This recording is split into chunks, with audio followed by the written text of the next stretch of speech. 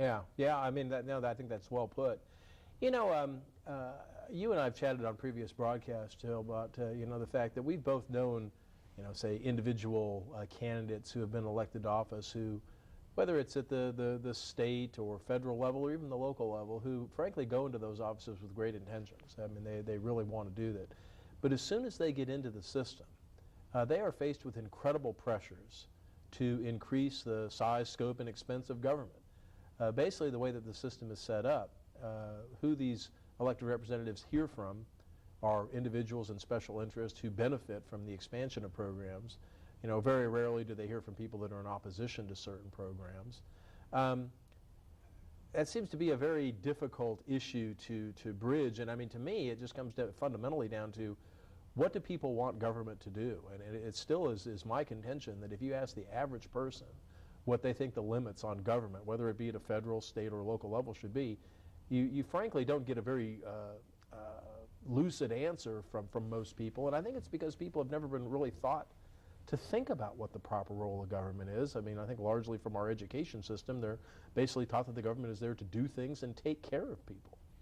Well, yeah, and I think there's just this whole philosophy. It comes out of, Washington, Tallahassee, all the government halls, but also the media, that whatever the issue is, government is basically how we view things. So if you want something, you should want to happen. You should want government to do it. And if you don't want government to do it, that means you're against it. Like I didn't bring it today, but there's talk that there may be funding locally for a dog park.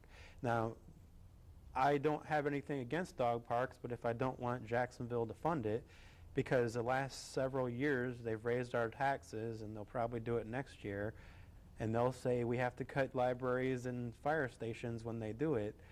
The reason I'm against these things that the private industry can produce is because I don't want my taxes raised for a dog park. Right. Yeah. No. I mean. Yeah. Right. I mean. Yeah. That's a good example. And I'm cautiously optimistic about these Tea Party efforts in Congress and things along those lines. Again, it's nice to hear the Constitution being read, but it doesn't really mean much if they actually don't adhere to it. I actually hear that many people in Congress weren't present for that, and that saddens me. There's really pressure. If you don't raise your hand during the Pledge of Allegiance, maybe you were in the conversation, you're just a villain. But the Constitution, which to me is even more important than the Pledge of Allegiance, they're not present for. Not a good sign. Yeah, absolutely. And I think it's going to be very interesting to see as some of the committee chairmanships are handed out or whatever. Ron Paul, the congressman from Texas, is actually in a position to actually be appointed to a committee where he could actually carry out his dream of actually auditing the Federal Reserve, which I think could be a very, very interesting process, and I think could result in the revelation of some very important details and information. Wow, I hope that happens. Yeah, we'll just have to wait and see. Well, while we're talking about the election, let's switch gears just real quick. We've got an overhead to put up around the Florida election, and obviously, Phil, we elected a new governor. Rick Scott was elected governor. Pretty close race with Alex Sink. We had Senator Rubio elected to the U.S. Senate. Rick Scott is inheriting a $3.5 billion state budgetary shortfall, which he's on record as saying, compared to some of the bigger states, it's really not that big of a deal. I mean, I don't know, that does kind of catch my eye a little bit, that we're $3.5 billion in the hole. He promises to be a chief job creator and create 700,000 jobs in 7 years. He promises to try to revive the economy and create those jobs by reducing taxes, reducing regulations, and curbing lawsuit abuse. And he does see himself as the quote-unquote chief economic development officer, and he's on record as placing a lot of faith in regional economic development commissions and committees and agencies to grow these jobs. Now, I think that both of us as libertarians, would certainly applaud this reducing taxes, regulations, as a way of creating jobs. I mean, basically, we libertarians, we like to take the shackles off of the economy and let private enterprise flourish. Think that that's the best way to have a sustainable economy. What about this notion that government should be in the position of creating jobs, Phil, particularly through these regional economic development agencies. Well, that doesn't work. Keynesian economics, it doesn't work. Sorry, my professors at Florida State, it doesn't. They didn't get that memo. But I like the idea of pushing that if he does actually reduce taxes and regulation, we really do need to start saying, if jobs go up in Florida, we do need to go ahead and say that's the reason, because regardless of any facts or logic, every time people push Keynesianism, it's always, if it doesn't work, we should have had more of a bailout. If it does, if there is ever job growth, it is because of the Keynesianism. And it's like, well, we've had Keynesianism in America hardcore from Washington for decades. So, it's almost like a religion. Yeah. Well, I think you probably share the same belief with me. I mean, certainly as a libertarian, I have a big issue with the idea that the government, quote unquote, creates jobs. No, the government creates an environment where private enterprise creates jobs. And if the government is creating jobs, obviously somebody has got to pay for those jobs. And of course, that somebody is you and me and everybody who's watching the broadcast here today or whatever. So the idea that somehow you can, through government spending, spur the economy is just a ridiculous concept on its face.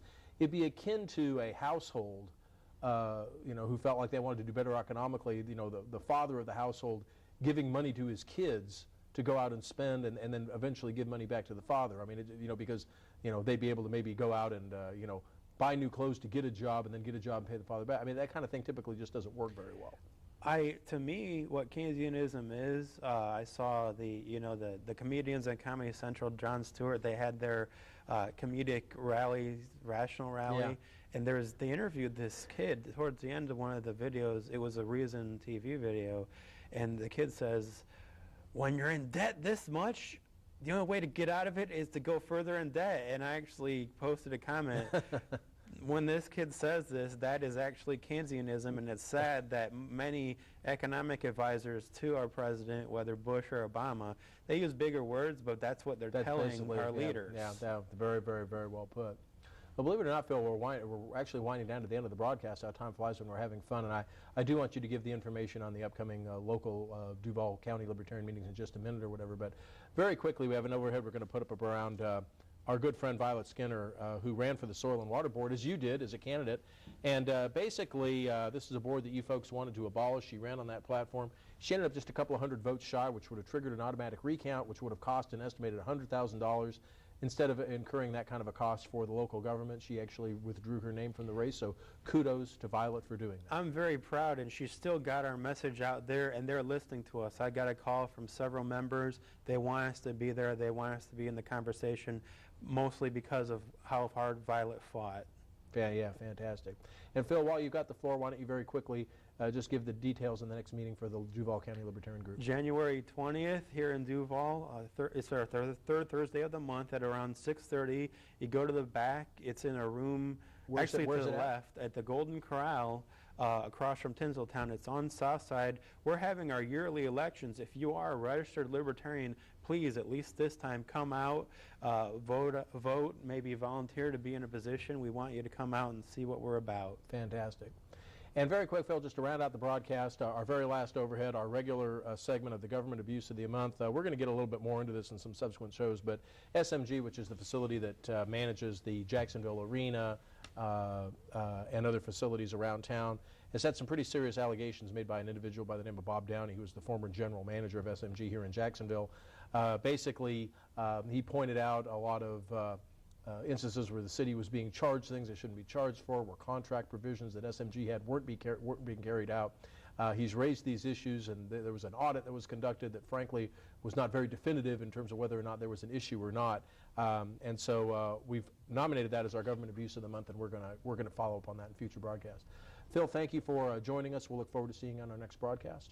Sounds great. Again, thank you very much for tuning in. The Libertarian Perspective does air Wednesdays at 7 o'clock here on Community Access Television and other times during the schedule. Thank you for tuning in, and we will see you next time on The Libertarian Perspective.